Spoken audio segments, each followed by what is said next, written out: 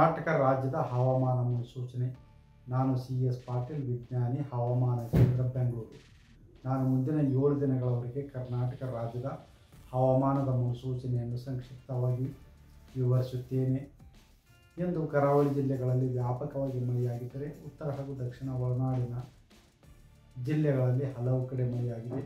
ಪ್ರಮುಖವಾಗಿ ಗದಗಿನಲ್ಲಿ 4 ಸೆಂಟಿಮೀಟರ್, ಕುಮಟಾ ಉತ್ತರ ಕನ್ನಡ ಜಿಲ್ಲೆಯಲ್ಲಿ 5 ಸೆಂಟಿಮೀಟರ್, ಪರಶುರಾಮಪುರ ಚಿತ್ರದುರ್ಗ ಜಿಲ್ಲೆಯಲ್ಲಿ 2 ಸೆಂಟಿಮೀಟರ್ ಮಳೆಯಾಗಿದೆ.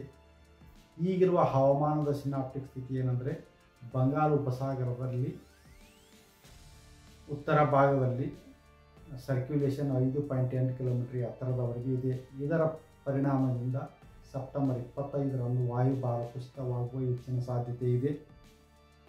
ಇದರ ಪ್ರಭಾವದಿಂದ ಕರಾವಳಿ ಜಿಲ್ಲೆಗಳಲ್ಲಿ ಸೆಪ್ಟೆಂಬರ್ 23ರಿಂದ ಸೆಪ್ಟೆಂಬರ್ 30ರವರೆಗೆ ವ್ಯಾಪಕವಾಗಿ ಮಳೆಯಾಗುವ ಹೆಚ್ಚಿನ ಸಾಧ್ಯತೆ ಇದೆ. ಉತ್ತರ ಕನ್ನಡ, ಉಡುಪಿ ಹಾಗೂ ದಕ್ಷಿಣ ಕನ್ನಡ ಜಿಲ್ಲೆಗಳ ಕೆಲವು ಕಡೆ ಭಾರೀ ಮಳೆಯಾಗುವ ಸಾಧ್ಯತೆ ಇದ್ದು, ಸೆಪ್ಟೆಂಬರ್ 24ರಿಂದ ಸೆಪ್ಟೆಂಬರ್ 28ರವರೆಗೆ ಯೆಲ್ಲೋ ಅಲರ್ಟನ್ನು ಘೋಷಿಸಲಾಗಿದೆ.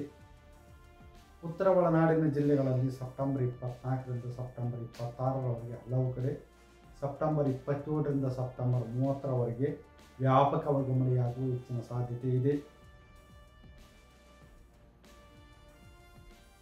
ಬೀದರು, ಕಲಬುರಗಿ, ಯಾದಗಿರಿ, ರಾಯಚೂರು, ಬಳ್ಳಾರಿ, ವಿಜಯಪುರ, ಬಾಗಲಕೋಟೆ, ಕೊಪ್ಪಳ, ಬೆಳಗಾವಿ, ಧಾರವಾಡ, ಹಾವೇರಿ ಹಾಗೂ ಗದಗ ಜಿಲ್ಲೆಗಳ ಕೆಲವು ಕಡೆ ಭಾರೀ ಮಳೆಯಾಗುವ ಸಾಧ್ಯತೆ ಇದ್ದು, ಸೆಪ್ಟೆಂಬರ್ 26ರಿಂದ ಸೆಪ್ಟೆಂಬರ್ 28ರವರೆಗೆ ಯೆಲ್ಲೋ ಅಲರ್ಟನ್ನು ಘೋಷಿಸಲಾಗಿದೆ. ಕರ್ನಾಟಕದ ದಕ್ಷಿಣ ಒಳನಾಡಿನ ಜಿಲ್ಲೆಗಳಲ್ಲಿ ಸೆಪ್ಟೆಂಬರ್ 24ರಿಂದ ಸೆಪ್ಟೆಂಬರ್ 29ರವರೆಗೆ ಹಲವು ಕಡೆ ಮಳೆಯಾಗುವ ಹೆಚ್ಚಿನ ಸಾಧ್ಯತೆ ಇದೆ.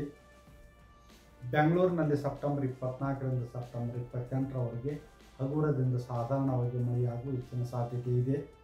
If you like this video, ಬೇಗ ಲೈಕ್ ಮಾಡಿ, ಕಾಮೆಂಟ್ ಮಾಡಿ, ಶೇರ್ ಮಾಡಿ ಹಾಗೂ ಯೋಯೋ ಟಿವಿ ಕನ್ನಡವನ್ನು ಸಬ್ಸ್ಕ್ರೈಬ್ ಮಾಡಿ.